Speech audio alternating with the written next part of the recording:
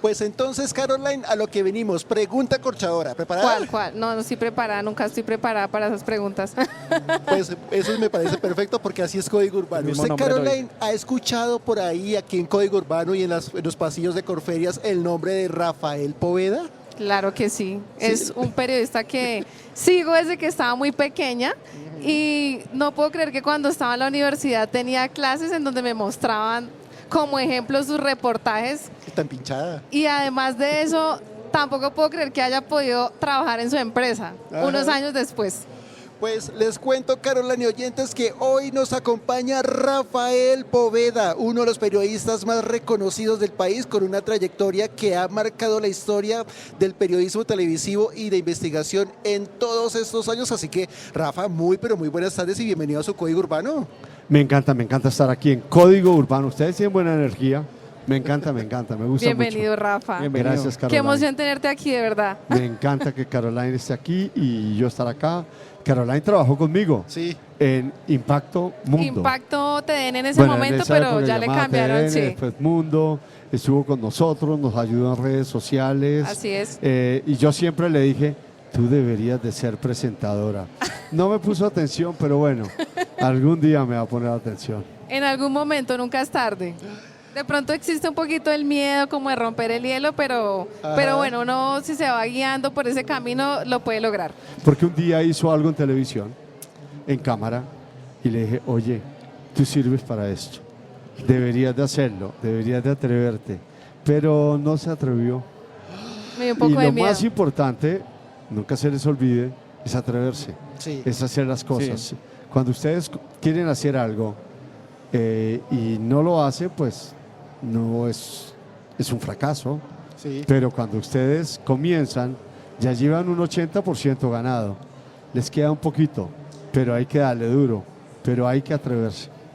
Caroline, usted nos dijo mentiras, porque nos dijo que no, que para la televisión súper negada y que únicamente la radio. ¿Cómo así? No, qué Explíquenos. mentira. Lo Sí. que pasa es que yo soy como muy expresiva en la cara y siento que me falta como mejorar ciertas cosas. No sé, como que las emociones se me notan mucho en la cara y soy un poquito penosa. ¿Sí? Ya con el tiempo como que fui descubriendo que la radio es más hacia mi forma de ser, pero Rafa sí siempre me dijo que yo tenía algo para hacer como presentadora. Claro, después como que lo puse en práctica creando mi canal de YouTube y digo, ok, voy a empezar rompiendo el hielo con mi propio proyecto y sí me di cuenta que tengo muy buen registro en cámara. Bien. Pues a lo que vinimos, Rafa, primero que todo, bienvenido a su Código Urbano y cuéntenos cómo le ha parecido esta Feria Internacional del Libro de Bogotá 2025. Ha estado muy buena. Lo bueno es que ha tenido 3 fines de semana o va a tener 3 fines de semana. Siempre eran como 2 fines de semana y obviamente el 1 de mayo, que era muy interesante. En estos días que ya casi estamos llegando a lo último, entre semanas se ve como un poco el agotamiento de la gente, pero estamos esperando el sábado y el domingo para cerrar con broche de oro. Nosotros tenemos un stand en el pabellón 6, el 122 de Testigo Directo Editorial. En ese mismo pabellón comenzamos hace 2 años, en nuestra primera feria. Hace un año ya teníamos 10 libros y en esta feria ya tenemos como 17. Hemos aprendido muchísimo, libros que queremos que la gente nos identifique con ellos, un poco más periodísticos, pero de historias, historias reales. Así tengan componente de ficción, pero que sean reales, basados en la realidad. Y la verdad que ha estado muy interesante, esta feria es muy interesante, es un lugar como para venir también y dar vueltas y mirar diferentes libros. Ahora estaba viendo abajo que no había venido a este pabellón, un lugar de libros que me encanta tener, por ejemplo, en mi apartamento, en la oficina, que son libros grandes, que no son los libros como que uno lee constantemente, pero que son como de decoración, de temas interesantes. Me parece que cuando uno decora y decora con libros le queda bien el apartamento. Fíjese, Caroline, el nivel de nuestro invitado Rafael Poveda, porque tiene su propio stand con el nombre Stand Rafael Poveda. ¿Cuántos periodistas tienen eso? Testigo Directo Editorial se llama. Y yo desde que conozco a Rafael es un hombre que le gusta mucho crear cosas nuevas. Sí. Y cuando creó esta editorial yo dije, wow, vamos a ver qué tal. Y te quería preguntar, Rafa, ¿cómo nació la idea de convertir tus investigaciones en libros, porque el primero que lanzaste se llama El día que me iban a matar, que de hecho tiene una historia que ahorita nos vas a contar un poco de eso. Sí, comenzamos con El día que me iban a matar, Tras la sombra de Garavito y El reflejo de la bestia. Más salen por casualidades. Yo creo que la vida siempre son casualidades.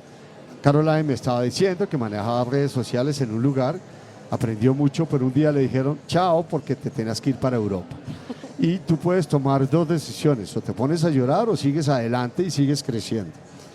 En este caso, nosotros entrevistamos a Garavito como 40 horas en la cárcel de la Tramacúa, más para hacer un documental. Sí. Pero nos dimos cuenta que la base muchas veces o de una serie o de una película es un libro. Y comenzamos a escribir el primer libro basado en la entrevista de Garavito, que se llama El reflejo de la bestia. El reflejo de la bestia es una novela, pero basada en lo que nos iba contando Garavito, porque creo que era más atractivo contarlo de esa manera, con un hilo conductor y con unos personajes, mirando mucho de la vida de Garavito y lo que había sucedido.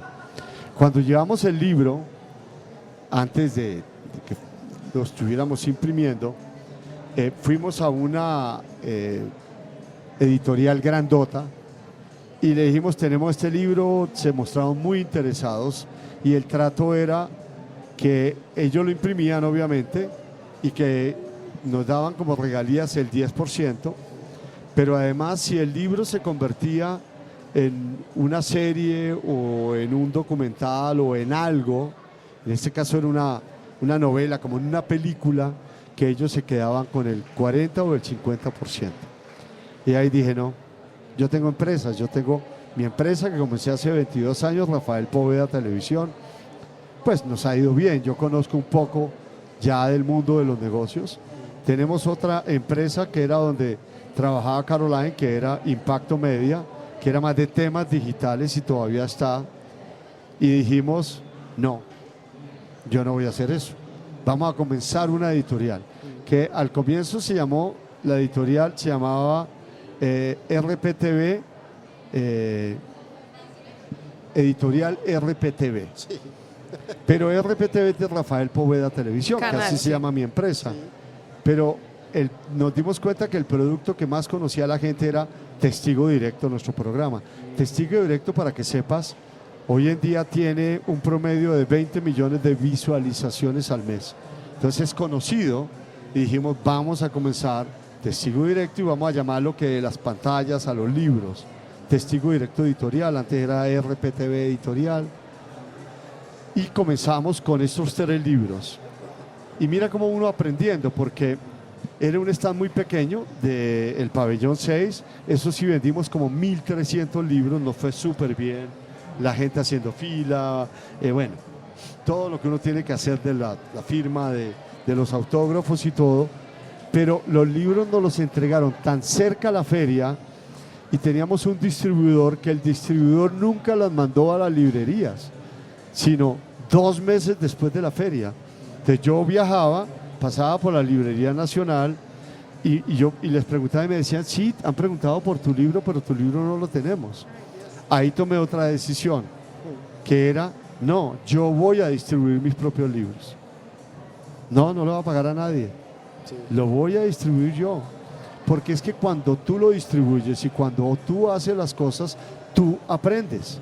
Aprendes de libros, aprendes de imprimir, aprendes de papel, aprendes de la portada, de todo lo que significa hacer un libro. Entonces dijimos, no, lo vamos a comercializar nosotros, porque además ellos se quedaban con el 65% de la venta del libro, pero ellos lo repartían y está bien, porque si tú te das cuenta, Panamericana, la Nacional más o menos, ellos se quedan con entre el 40 y el 45% cuando venden un libro. Tienen un negocio muy interesante, pero ya lo construyeron y es muy bueno, y es, si mi libro vale 60,000 pesos, ellos lo venden en 60,000 y se quedan con 24,000 pesos o 28,000 pesos de esa venta y no invirtieron ni en la impresión, ni en la escritura, ni en la edición, ni nada. Sí. Ellos obviamente que ponen el lugar para venderlo y naturalmente que lo han acreditado. Sí. Eso está bien. Entonces dijimos, no, yo no voy a seguir pagándole a alguien 65. No, voy a comenzar a hacerlo y ya lo tenemos en toda la librería, los libros nuestros en Panamericana.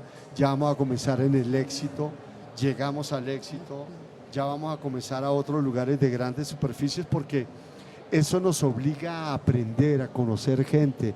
Oye, tenemos estos libros, pues ya tenemos 15 libros o 16 libros y en estos momentos estamos haciendo unos 4 o 5 libros más. Sí. A lo que me refiero es que todo casualmente te lleva a algo, pero lo más importante es que tengas la mirada para decir, una de las cosas que siempre nos pasa es que dejamos a otra gente que nos maneje las cosas. En mi vida personal, en mi empresa, tengo gente que me maneja mis cosas. Sí. Yo en mi apartamento ni pongo una puntilla, pero yo me la paso trabajando, entonces ahí me limpian, a mí me ponen todo y bueno, eso está bien. Pero mira que inclusive hay veces uno no quiere ni manejar la plata de uno, no, la plata de uno la maneja uno. Sí. Los negocios de uno los maneja uno, pero además manejándolos aprendes y vas a tener la oportunidad de ganar más dinero. Caroline, nosotros que somos periodistas, ¿por qué no aprendemos eso de las editoriales en las universidades? ¿No nos enseñan eso? ¿Cierto? Pero Sí. es un tema que poco enseñan. Poco enseñan y Sí. qué bonito sería que alguna universidad de la TADEO, por ejemplo, nos enseñaran eso de las editoriales. Sería muy bueno. A veces yo creo que también es miedo de uno lanzarse. Lo Sí. que decía Rafa, que me pasó a mí en un principio, y es el miedo al que dirán, ¿será que puedo? ¿Será que no puedo? Y además también recordemos, Juli, que nosotros tenemos un periódico allá, que es La Brújula, pero prácticamente está vacío ese salón Sí. y está inactivo, la verdad. Una vez, yo recuerdo bien, eso fue como en el 2021-2022, se intentó como volver a tomar impulso La Brújula, Sí. pero prácticamente los recursos no dieron, la verdad. No, en mi formación académica tampoco iba a haber ese espacio. Exacto. Nunca. Ni Nunca. siquiera que uno ve, por ejemplo, bueno, pues ahorita no sé cómo se llama en la materia, pero reacción de prensa. No, Entonces, no te muestran como ese lado que tiene la universidad. De, mira, nosotros tenemos un periódico, podríamos también hacer las publicaciones acá en este mismo periódico para que la comunidad tadeísta pueda ver las publicaciones de los estudiantes, o ni siquiera sea de los estudiantes egresados también, Sí. para que uno tenga como esa magnitud y ese impulso de ser leído, escuchado, y Sí. también por medio de otras personas que puedan ser leídas y escuchadas. no y habiendo espacios como semilleros, también Tadeo Lab, laboratorio de medios, y de ninguna manera se ha impulsado como el uso del periódico, y eso sería de gran ayuda no solo para los estudiantes, sino también para la comunidad en general de la Tadeo, impulsar también emprendimientos. No, y puedan ayudar que a los allá toda estudiantes. esa vaina, uno entra a ese salón y es puro polvo. Yo me acuerdo una vez ¿Sí? que entré y puro polvo, la verdad, los computadores ahí quietos, apagados, entonces como que, a ver, ¿a qué estamos jugando? Y bastante que se paga, ¿no? Sí. Sí. Eso sí. Sí, pero les voy a decir algo. Y esto yo se lo digo a todo el mundo. Pero en algún momento ustedes tienen que tomar esa iniciativa. Ven. Seguramente, y no sé la tabeo, yo estudié en IMPAO y después estudié en Estados Unidos. Cuando usted toma la iniciativa, usted aprende. Cuando usted hace algo, usted aprende. Por ejemplo, me doy cuenta que a ti te gusta el fútbol. Si te gusta el fútbol y te puedes juntar con unos amigos que les gusta el fútbol, pues arman un canal de YouTube Algo, hablando de sí, fútbol, verdad. del Real Madrid o del PSG, que va a jugar contra tal equipo, y ustedes comienzan y lo único que necesitan es un celular. Sí. Mira que mi hijo, El mi empuje. hijo tiene 14 años y mi hijo se la pasa viendo a un chico argentino ahí que se la pasa, y yo no vería eso, yo no lo vería. Debe ser de Pero ojos él lo ve Sí. y él se la pasa viendo eso. Y yo le digo, papi, ¿tú qué estás viendo? Tal cosa, yo no veo eso. Lo mío es YouTube y son reportajes, o ahora que estoy metido en un podcast que le va súper bien, súper bien. Pero yo me aventuré a crearlo hace un año. Mira cómo son las cosas. Hace un año dejamos de hacer reportajes para Telemundo, porque Telemundo decidió que después de 37 años pues no estuviéramos involucrados. Más fue el error de una productora mía, pero bueno. Y me di cuenta de que íbamos a tener un déficit grandísimo porque necesitábamos los recursos que me daba Telemundo, que eran en dólares. Y dije, pues yo sé hacer entrevistas, me ha ido siempre bien, voy a comenzar un podcast. Y comenzamos el podcast, que se llama Más Allá del Silencio, que ya en un año tiene como 330,000 suscriptores, pero ya he tenido 13 capítulos de más de 1 millón de visualizaciones. Y nos va súper bien. Ya obviamente que recuperamos los ingresos de Telemundo. Pero ¿por qué te cuento esto? Hace un año que estuve en la Feria del Libro, las chicas de 18, 19, chicos de 20, 21, 22 no me reconocían. Me reconocían los papás, porque yo presenté noticias en Caracol, en RCN, tengo testigo directo. Ese público. Pero ahora este público de gente joven que llega y lo abraza a uno, y me encantan tus podcasts porque el 80% de nuestra audiencia son mujeres. Son temas de feminicidios, de crímenes sin resolver, de brujerías, temas como interesantes para cierto público porque esto es de nicho. Entonces, si tu nicho es el fútbol, pues hazte algo de fútbol, pero entonces tú vas a decir, no, es que el argentino ese es muy bueno y yo no soy. Pues dale, Puede comienza, intentar, toma clases de dicción. Si te das cuenta, Caroline me estaba diciendo de que ella creía de que no registraba muy bien, registraba espectacularmente bien. Cuando hizo la prueba hasta tenía unas botas que yo me acuerdo cómo eran, cómo estaba Se acuerda de vestida. todo. Y yo te dije, Caroline, tú sirves para eso. Tú tienes actitud, además ella es una mujer bonita, entonces tienes que hacerlo. Pero si no se atreve, pues habrán otros Hasta que se ahí van llegó, a atrever. sí. Y si tú te das cuenta, hay mucha gente haciendo podcasts y buscando espacios. Tengo una Cierto. chica que me hacía Telemundo hasta hace un año, que ahora tiene su podcast que se llama En Privado, que yo se lo ayudo a grabar, lo hace en mi oficina, se llama Diana Rincón, que es de todo que está en mi corazón porque trabajó conmigo. Y ayer la llamé y me dijo, Rafa, mi último video en un día ha tenido más de 10,000 visualizaciones. Y le dije, ese es, tranquila. El primero tuvo 1,300, pensabas que iban a ser más, claro. pero mira que has tenido más. Pero entonces, búscate el tema. Tú eres buena para entrevistar, una niña también bonita, hazlo, trabájalo. ¿Y sabes qué? Ella está misma editando sus podcasts y trabajando todo en redes sociales, y lo hace ella. Entonces ella aprende al El proceso. hacerlo. Sí. Pero si ustedes no lo hacen, Harvard tiene un periódico que se llama The Harvard Crimson, que es súper famoso en Estados Unidos, que las universidades deberían de tenerlo, así critiquen a la misma universidad, pues ustedes en todo caso van a criticar a todo el mundo, pero eso les da la oportunidad a ustedes de escribir, de relacionarse, de colocar, de escribir vaca con B larga, bueno, no el vaca del jugador, si me entiendes, y de aprender y de corregirlo. Pero es que si ustedes no lo hacen, si no se lanzan al agua, yo he visto también, porque Caroline la conozco más de ustedes y además es más bonita que ustedes. Yo he visto su canal de YouTube, pero entonces lo veo y no lo veo, lo veo y no lo veo. Pues flaca, no te va a ir bien.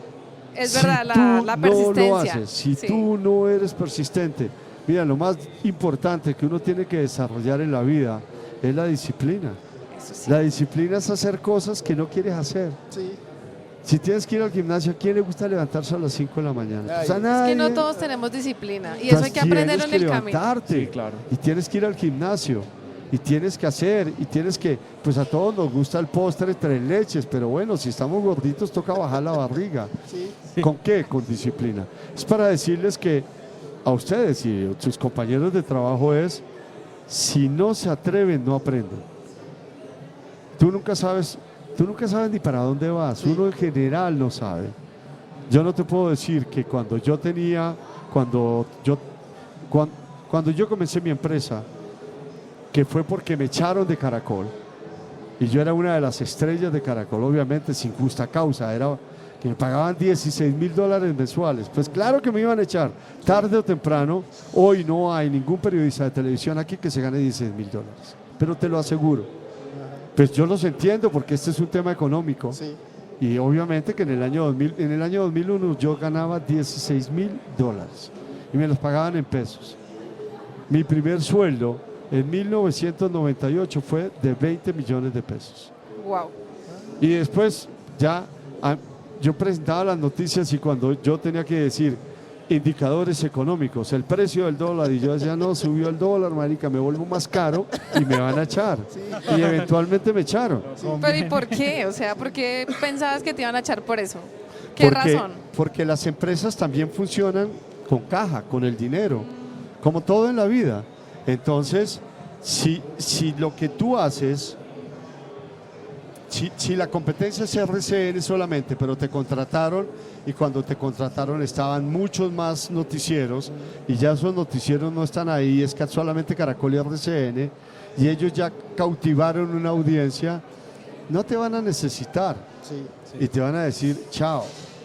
Y a mí me dicen eso en Miami, llegando a Telemundo, con quienes había trabajado 12 años, y llego yo, iba a 5 de la tarde un viernes porque estaba de vacaciones y el lunes regresaba a Caracol y me llamó la gerente administrativa, Rafa, Yamida Amad y el doctor Lacerna, el que hacía el programa Caracol, que era el Pablo, presidente, mi tomaron la crecimiento. decisión de que ya no trabajas más, te vamos a liquidar, es sin justa causa. Y llego yo a Telemundo, a un programa que yo había hecho también, se llamaba Ocurrió Así, y el productor peruano, Peter Jones, buen amigo mío, lo veo y le digo, Peter, marica, me acaban de echar de Caracol. Y me dice, puta pata, la mejor noticia que me has dado. ¿Cómo así? Yo te necesito en Colombia, mi pata, te necesito. Y llegué y comencé a hacer reportajes. Me acuerdo que había una bomba en Cúcuta, me fui para Cúcuta. Todos los días hacía reportajes, todos los días. ¿Y sabe qué? Ese fue el comienzo de mi empresa. Porque yo la empresa la comencé al lado de Caracol, que teníamos que mandar los satélites de Caracol en el Parkway, en una cafetería chiquitica. Era la cafetería de combate del desayuno del luminotécnico y su esposa, que le decía MacGyver. Y ahí yo me sentaba esperando que llegara el camarógrafo, desde ahí salíamos y ahí regresábamos. Y después en ese edificio, que habían 12 oficinas, que era un edificio de estupefacientes, que era de un mafioso, se lo habían quitado. De las 12 oficinas, ya teníamos 10. Crecimos, porque tú te das cuenta que con la cámara, tú puedes hacer programas periodísticos con la misma cámara, puedes hacer comerciales. Con la misma sala de edición puedes hacer muchas cosas y fuimos creciendo de edición en edición en la oficina 403, 402, 401, el quinto piso. Y después de ahí nos dimos cuenta que necesitábamos un estudio. En esa época yo estaba casado, no me habían desmovilizado, un tipo juicioso como yo. Y le dije a mi esposa, a Sandra Vélez, que ahora presenta en Noticias, se presenta en RCN, sí. Busquemos una casa. La casa tiene que tener un patio grande para construir un estudio. Y fuimos a diferentes lugares hasta que llegó una ahí en La Soledad, ahí cerca, en Teusaquillo, abandonada. Yo llegué, la vi, entré, vi el patio y le dije, esta es. Y aquí hay otra cosa que les voy a decir a ustedes. Valía 460 millones en esa época, hace como 16 años. Y yo tenía solo 200, 50 ahorrados y un préstamo de 150. Y la señora, quien le quería comprar esa casa, era un tipo que se había quedado 20 años y ella no lo había podido sacar. Y por fin lo sacó y el tipo ahí sí le dijo, le compro la casa. Y yo supe de eso. Era una señora ya de edad y le dije, oye, ven, usted nació en esta casa, ¿cierto? Y me dijo, sí. Y yo se la voy a cuidar. Pero tengo 200 millones. Y me dijo, se la vendo. La mitad. Se la vendo. Más de la mitad. Qué buenas. Sí. Pero ven, entonces ella Qué va a decir, es que 400, yo no voy a preguntar. Claro que pregunto. Le dije que si me costó como 210 porque tocaba pagarle a la señora que vendió la casa, a la de Finca Raíz. Sí. ¿A qué me refiero, hermano? Que tú te tienes que atrever. Ven, tú ves una chica bonita, Caroline, pero soltera. Marica, si te O sea que ya gusta, no soy bonita. tienes que hacer algo para que Caroline te ponga atención, Sí. ¿cierto? Y seguramente la tienes que invitar a salir, así el corazón te dé así, y de pronto ella también, y salen y se conocen, y ahí comienza el amor, o lo más probable es que no, pero no pasa nada. A lo que yo me refiero es, te atreves, construimos un estudio, Arriesgarse. y ahí fuimos creciendo y ya tenemos, son como 4 pisos, tú estabas en el último Sí. piso, Caroline. A eso me refiero, muchachos. Caroline, arriesgarse. Arriesgarse y eso es lo que nos da miedo hacer, Sí. como retarse, Uy, eso es diría complicado. yo. Y la ¿cierto? disciplina, importantísimo.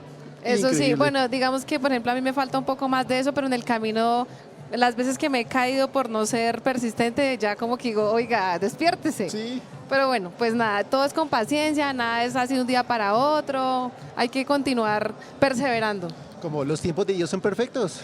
Yo digo que total. sí. Yo digo que nada es casualidad, sino ya el destino de cada quien está escrito. Uy, Pero bueno, ese destino lo tienes que forjar tú. Claro, Sí. claro, claro. Sí, me Sí, porque entiendes. por ahí dicen que Dios lo ayuda, pero uno también tiene que Nah, usar las herramientas hay que que Él le moverse. coloca a uno, Sí. ¿no? Ah, Eso sí es es como verdad. que tú, y me ha pasado en mi podcast últimamente que he tenido muchos de estos casos, que si tú dices, no, el destino hizo que yo conociera a este tipo, el tipo te maltrata, te pega, el tipo te tienes que irte de ahí. Sí, No puedes dejar que eso suceda en tu vida. Ajá. Ni que Porque tome a la hora de control la de tu verdad, vida. en todo esto, los dueños de la vida de ustedes son ustedes. Sí. Por ejemplo, les digo a ustedes, ¿quién de ustedes está metido en inteligencia artificial? todos. Ninguno, mentiras. Nada. ¿Y sabe qué? Se tienen que obsesionar con eso, se tienen que meter en eso. Sí. Yo no estoy tan metido, pero tengo gente que está metida ahí. Y le digo, ustedes me tienen que ayudar con esto. Sí. No solamente ChatGPT, todo. Pero ustedes todos los días deberían de obsesionarse. Y entonces usted dice, me gusta el fútbol, ¿cómo a través de inteligencia artificial puedo crear jugadas de cómo Cristiano Ronaldo metió el gol? Coge el gol, se lo pasa, no sé, a Canvas o alguna vaina de esas, y hace un gol y usted se crea algo y se inventa algo. Pero entonces, la primera vez que lo pusiste no lo vieron.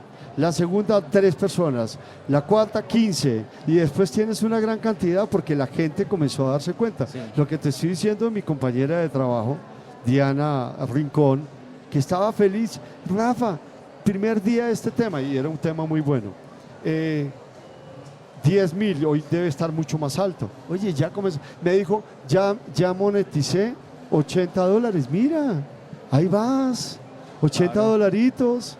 Y después van a ser 100, y después van a haber 200, y después 300. Pero no te quedas solamente ahí. Abres una cuenta de TikTok en Estados Unidos, porque en TikTok en Estados Unidos sí monetiza. Porque Colombia no Sí. monetiza.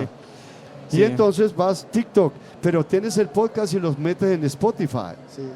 Spotify también monetiza, no lo mismo que YouTube, pero monetiza. Sí. Y lo metes con Facebook. Y vas haciendo todo esto y vas aprendiendo. Y entonces a medida que lo vas aprendiendo, ya sabes a qué hora lo haces, cómo lo haces, qué tienes que titular, porque el titular es importante. Ajá. Claro. Cómo haces la miniatura, qué foto le pones, La qué estrategia, colores. sí. Sí. Pero Sí. si tú no lo haces y vas a poner, hay gente, tengo un amigo que le iría espectacularmente bien porque su papá es una eminencia en el fútbol. Y le dije, flaco, no te va a dar el nombre. ¿Qué hubo de tu podcast, huevón? Tú puedes entrevistar todos los futbolistas que quieras. Sí. Hazlo así. No, estoy esperando unos patrocinadores. No, los patrocinadores no van a llegar. Hay una película que se llama El campo, debe ser el campo de los sueños, se llama Field of Dreams, Ok. pero era más de béisbol. Sí. Y el Field of Dreams decía, si tú lo construyes, ellos vendrán. Y era un tipo que soñaba con jugar béisbol con las grandes estrellas de béisbol que comenzaron el béisbol. Sí. Babe Ruth y todos esos grandes beisbolistas del siglo pasado. Sí, sí, sí. Y ya estaba muerto. Entonces decía, si tú construyes el campo, ellos vendrán a jugar. Y el tipo cogió un campo como era de Nebraska o en alguno de esos estados que hay mucha siembra de maíz, y él construyó el estadio y ellos vinieron a jugar. Pues es una película, obviamente. If you build it, they will come. Si tú los construyes, ellos vendrán. Si tú construyes algo, las cosas vendrán. Pero si tú no construyes nada, nadie va a venir. Cierto. Y entonces te metes con un amigo por allá, no, y es que me ha ido mal, y te pones a fumar marihuana, uy, qué mala la vida. Pues te jodiste, papá. ¿Sabes qué?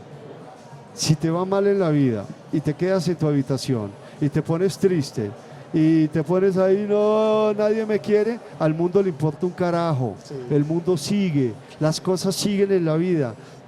Nada, no importa, ahí está fregado, ya, nada.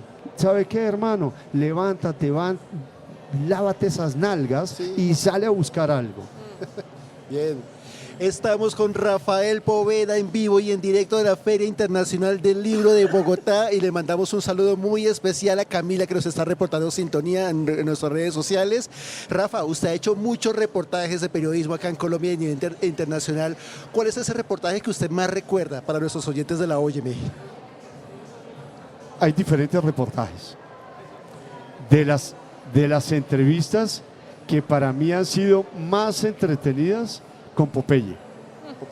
Yo lo entrevisté 7 veces, él era muy entretenido.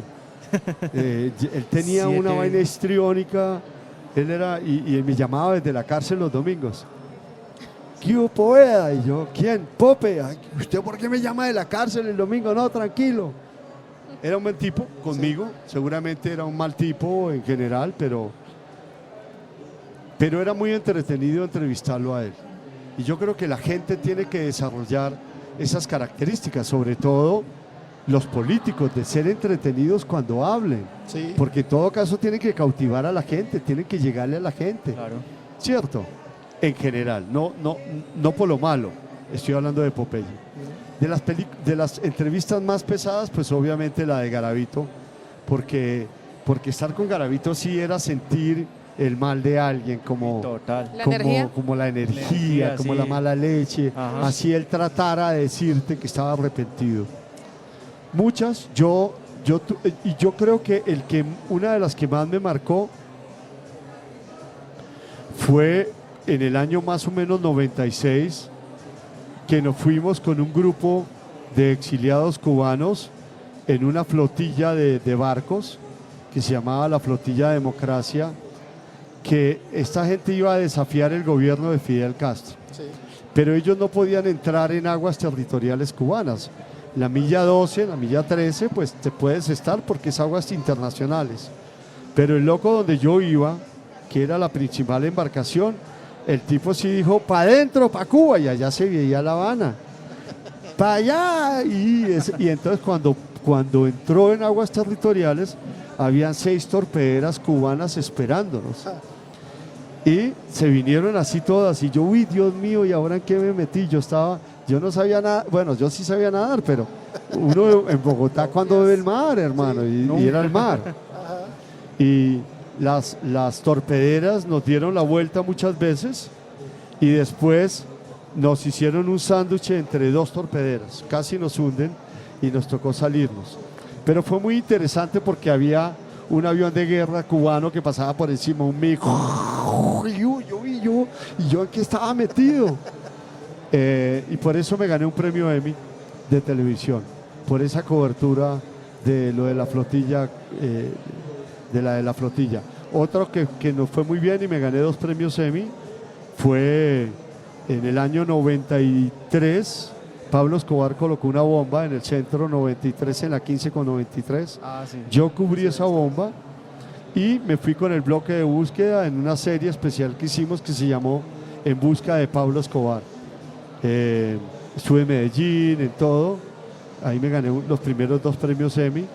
Después me tocó cubrir un avión de American Airlines que se estrelló en Buga, que llegaba a Cali, eso fue en diciembre. Sí. Muchas historias, porque es que cuando uno hace reportería, eso es lo que tiene que hacer, cubrir historias. Sí. Todas las historias han sido interesantes. La Serie Mundial de Béisbol, donde ganó Rentería, la cubrí yo. Sí. Yo estaba ahí cuando ganaron, yo estaba Sí. ahí con ellos. Eso es muy emocionante. O sea que lo interesante de lo que ustedes están haciendo del periodismo, lo interesante es que siempre se vive algo diferente, no es como un contador que tú, bueno, no voy a criticar a mis contadores porque gracias a ellos mi empresa ha crecido, pero cuando tú haces periodismo haces historias de todo, conoces gente, porque el periodismo está basado en la gente, Sí. en la gente que vas conociendo, las historias, lo inverosímil, y seguramente siempre vas a tener muchas cosas que contar. No me imagino que te pueda contar a ti en una conversación, salvo de otras cosas u opiniones, un contador. Pero tú sí le puedes contar cosas de lo que hiciste. Por ejemplo, yo ayer hice un podcast que me llamó la atención de una señora que nos escribió que su hijo apareció muerto hace 3 años, que no ha avanzado eso, desnudo, amarrado, después de que supuestamente con unos amigos habían estado jugando con una tabla Ouija. Ah, Entonces, miedo. ¿sí me entiendes? No, Qué pero bizarro. entonces me llevé a un experto ¿En eso? ¿De la en Ouija? todo eso, que me contara si eso era posible. Porque aquí pasan 20.000 cosas súper extrañas. Ahora, que fue verdad o no, pues por lo menos cuando llegaron al hospital, el informe decía que los chicos que llegaron heridos, porque uno murió y los otros heridos, es porque habían estado jugando a la tabla Ouija. sí. Que un espíritu los Alguna mandó, quién invocación, sabe, sí. que yo no tengo ni idea. Caroline. Bueno, Rafa, hablando de historias, nos gustaría que nos cuentes un poquito de cómo surgió el tema de escribir tu libro más personal, que se llama El día que me iban a matar, y es cuando yo digo que uno tiene ángeles en la vida, porque pues estuve indagando un poco de tu historia respecto al libro. Y me gustaría que le cuentes a nuestros oyentes un poco de cómo surgió la idea de escribirlo y cómo te enteraste, después de 23 años aproximadamente, de que prácticamente no ibas a estar en este mundo, en este planeta. Eso fue en el año 2000. Yo trabajaba para Caracol, Los fanáticos. Caracol Noticias. Era lo que yo les contaba antes de que me echaran, que me mandaban a todos lados, yo cubría todo, terremoto de Armenia, el secuestro del avión de Avianca, en todos los lugares yo estaba. Sí. Eso me echaban plomo, yo era ahí, a mí me gustaba eso, la verdad me apasionaba. Ya no lo haría, ya no, ya no. Ya estoy metido en otras cosas, pero hubo un paro paramilitar porque el presidente de la época, Andrés Pastrana, iba a despejar el sur de Bolívar, como ya había despejado el sur de Colombia, en San Vicente del Caguán, para dialogar no con las FARC en el sur, sino con el ELN. Los paramilitares habían sacado, Carlos Castaño, Sí. había sacado de Barranca Bermeja a sangre y fuego al ELN y se habían apropiado de ese territorio. Y era un territorio en donde ellos cultivaban coca, tenían laboratorios de coca y robaban gasolina del oleoducto de Ecopetrol. ¿Qué tal Tiene un eso? negocio Sí. inmenso. Ellos no se iban a dejar sacar, porque eso quería decir que tenían que irse de esa zona.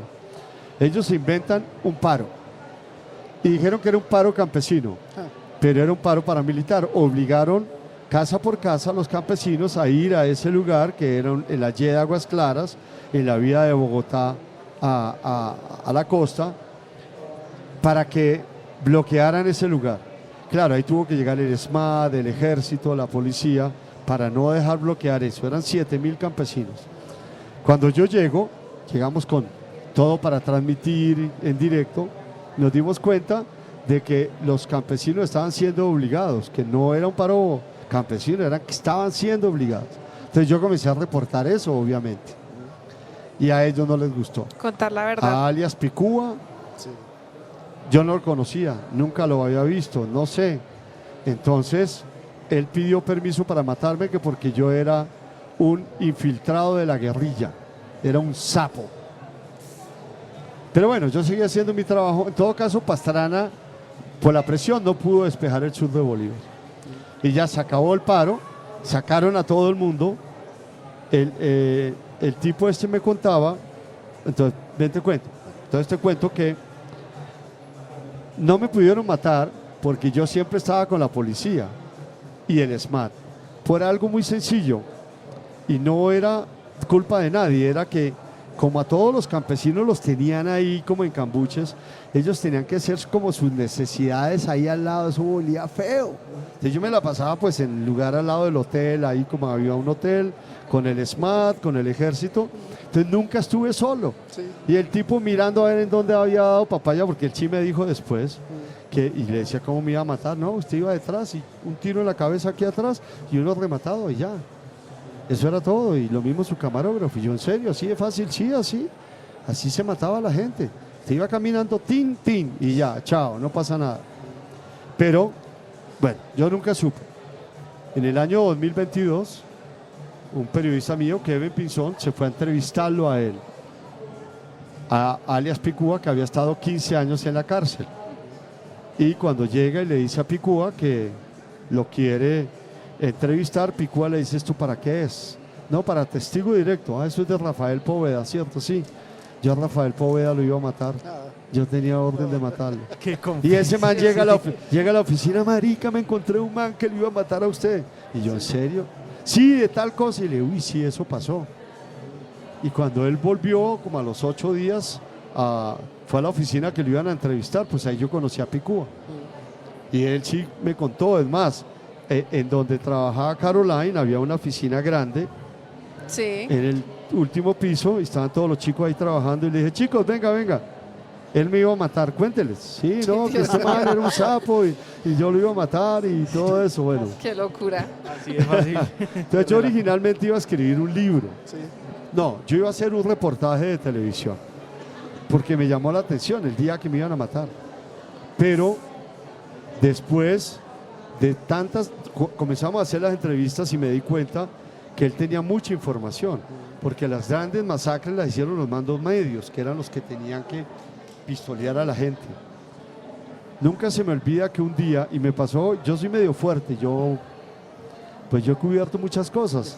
Llevé a mis 2 hijos, Valentina tenía 15 años, Martín tenía como 11, y el estudio estaba oscuro, el estudio, Picúa estaba ahí sentado, yo Sí, yo estaba vi ese aquí, reportaje. Martín estaba aquí, Valentina estaba allá. Martín estaba riéndose de los nervios. Y yo, ¿qué te pasa, papi? Y entonces comenzamos la entrevista, se sentó Picúa, y le digo, oye, Picúa, si tú me hubieras matado, ellos no hubieran nacido. Y me puse a chillar, hermano, yo era, no, marica. Pues mis hijos, yo los amo, nacieron, yo siempre he estado pendiente de ellos desde chiquitos. Y parte de la reflexión de esto es que cuántas viudas, cuántos hijos dejaron de nacer, cuánta productividad que pudo haber sucedido en nuestro país, todo esto ha sido cercenado tanto por la guerrilla como por los paramilitares, por la violencia, y me di cuenta de otra cosa, y es que si tú estás en Suecia o si estás en Colombia, la diferencia entre la vida y la muerte es prácticamente una capita pequeña, pero si estás en Suecia o en Suiza, eso es inmenso. Sí. Porque allá te respetan la vida, ya no te van a matar en Transmilenio que porque pisaste a alguien o le quitaste la novia a alguien y te mandó matar. ¿Sí me entiendes? Esa es como parte de la reflexión, pero ahí también me dio la oportunidad de contar mi historia. A mí me arrestaron en Cuba en el año 93. Me deportaron de Cuba, me arrestaron en Haití en enero del 89, no, del 88. Yo cubrí el huracán Andrew en el 2000, en el 1992, un maremoto en Nicaragua. Yo cubrí la guerra en Nicaragua, Sí. cubrí el proceso de paz. Después las FARC me iban a matar porque yo supuestamente era un irrespetuoso con Tiro Fijo, porque le decía Tiro Fijo cuando debería decirle comandante Marulanda. Y un día que Pastrana sale con Marulanda, que Pastrana fue a revivir el proceso de paz y se quedó 2 noches ahí, el día en que él salía, yo en Caracol, yo era como avesado, a mí me importaba un chorizo. Entonces yo le pregunté a Tiro Fijo, que pasaba por ahí, iban para allá para el helicóptero, le dije, comandante Marulanda, ¿estaría usted dispuesto a dialogar con Carlos Castaño, que era el jefe paramilitar? Y eso se devuelve. Pastrana sí siguió ni pendejo. Este se devuelve así, con su urbanita al lado y con su cachuchita. yo no hablo con terroristas, y el tipo emputadísimo conmigo. Sí. Eso está en Caracol, eso me lo han mostrado, lo que pasa es que eso es de ellos, no es mío. Y bueno, ahí no, infiltrado de los paracos, este es paraco, marica. Yo le estoy haciendo una pregunta y ya me iban a matar en el Parkway. En el Parkway, Por en el hacer preguntas Carulla, al incómodas. frente del Parulla, del Parkway. Yo llegué una vez a hacer un reportaje, ya había salido, estaba con Telemundo, ya había salido de Caracol, estaba presentando noticias con RCN y llego yo con el camarógrafo, porque ahí era donde aprovechábamos para hacerle preguntas a la gente que salía, ¿cierto? Necesitábamos entrevistar a alguien ahí saliendo de Carulla, y cuando yo voy llegando, los que vendían las cosas estas de los parabrisas y los que vendían los aguacates, yo era muy querido con ellos y yo siempre me ha gustado relacionarme con la gente, y había uno que le decía yo el original porque parecía a Pedro el Escamoso, realmente tenía las mechas así, entonces yo le decía original porque no era peluca. Entonces llego ya y el man se me viene así y me dice, Rafita, pierdas esos manes, y tenía la mano blanca, Rafita. Y yo, ¿qué pasa, original? Esos manes lo van a quebrar, hermano. Y yo, ¿cuáles manes? Y el man comienza a mirar y no los ve. Unos manes que tenían aquí las manos en la chaqueta y decían, ese es. Rafita. Y ahí hay un CAI. Entonces me fui para el CAI, pero yo dije, no, me reconocieron, hermano. Tranquilo, original. Ellos eran raspachines, habían sido raspachines, entonces eran gente de calle. La gente de calle se la huele. Sí. Bueno, al otro día, temprano en la mañana, me llaman de RCN. Yo presentaba noticias los fines de semana, esto fue entre semana. Rafa, te necesitamos urgentemente. El jefe de seguridad de RCN se llamaba Enrique Algo. Llegué, ahí estaba el director de RCN, Álvaro García, estaba el hijo del dueño del grupo de Ardila Lule, Carlos Julio, y estaba otra persona más. Y el de seguridad. Dice, Rafa, es que el mismo informante que nos contó que a Claudia Gurizati la iban a matar y le tocó salir exiliada a Nueva York, nos acaba de comunicar que usted lo van a matar. Y yo le dije, uy, marica, lo que me pasó ayer. Entonces sí me iban a quebrar. Vivir para contarlo. Sí, yo creo que el original, porque yo llegaba ahí y ahí me los veía y me decían, no, Rafita, no he bajado bandera. Entonces, venga, les compro un pollo. Ahí venden pollo, ahí es pollo en Carulla. Bueno. Venga, les compro un pollo. Y por eso me salvé. O sea, ya van 2 Me veces. iban a matar. Sí, claro. ¿Sí me entiendes? Sí. Entonces, pero bueno, ya para terminar, que tengo que ir a una charla en el tiempo para decirles, pues que uno no necesariamente se tiene que meter en la boca del lobo. Yo le digo a mis periodistas que si van a ir a cubrir algo y se ven en un riesgo inminente, que se devuelvan. Yo no quiero héroes muertos, yo no quiero tener una placa, este edificio es en honor a Caroline Pinilla, que se le metió a las FARC y la mataron. No toque madera. Yo quiero Caroline Pinilla que siga haciendo sus cosas, que siga con su pareja, que siga con sus papás, que esté bien, que siga creciendo profesionalmente. Sí. Pero uno tiene que trabajar y uno tiene que hacer preguntas. Y de las cosas, como para terminar, para decirles a ustedes, sobre todo en estos momentos, es que la reputación es como las manos de un pianista. Si tú no tienes manos, no puedes tocar. ¿Y qué pasa con tu reputación?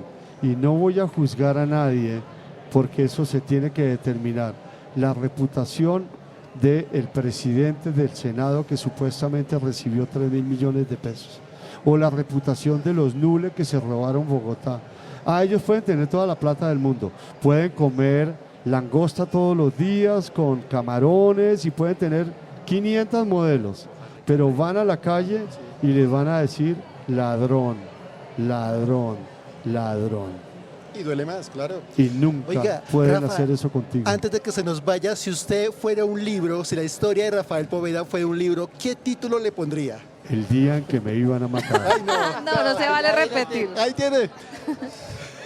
No se vale. Tuvimos a Rafael Poveda en vivo y en directo desde la Feria Internacional del Libro de Bogotá. Rafa, antes que nada, un saludo para la gente de la emisora Óyeme Utadeo y a este programa Código Urbano. Óyeme, Utadeo. Oye, ¿cómo se llama tu programa? Código Urbano. Sí. Código Urbano, me encanta. Mira, Claro. hagan vainas en YouTube, Código Urbano, invéntense vainas, váyanse para lugares. Ah, no les va bien, entonces no va bien en esto, no importa, vas ahí. Mejor, hasta que ya llegan a un lugar y de pronto comienzan a contar historias urbanas de ladrones. Y curiosas, y ustedes terminan haciéndolo. O de gente que se rebusca toda la noche el billete y tiene historias que contar. La gente quiere contar cosas, pero mucho de lo que está pasando con el periodismo es gente que quiere hacer cosas que aparecen por ahí en las redes sociales. ¿Qué hubo? Y esto me pasa a mí, en mi empresa, y yo le friego la vida a la gente más joven. Y es, oye, necesito conseguir a tal persona. Sí. Por ejemplo, que iba a entrevistar a la mamá de los dos niños que en el barrio, no sé si Las Ferias, el papá mató a los dos niños Sí. y mostró uno de ellos por la ventana. Y yo quería entrevistarla a ella. Y le dije a la productora, consíguemela. Ya escribí y le dije a otro periodista que es más grande, Héctor Sarasti, Vaya, le dije, toque puertas. Héctor, consígueme esa pelada, consíguemela. Y a las 2 horas, Rafa, aquí estoy en la fiscalía con la hermana. Eso es. Sí, Tienes Así que es. salir, Así hermano. es, sí. No te Claro. quedes Verdad. ahí. No, que es que no, que las redes, no, que no. Si No, no así nada. como con Rafa, vas hasta el stand y le dices, Rafa, ¿me aceptas una entrevista? Muy bien, vamos Así a pausa funciona. y ya venimos con más en Código Urbano desde la Feria Internacional del Libro de Bogotá.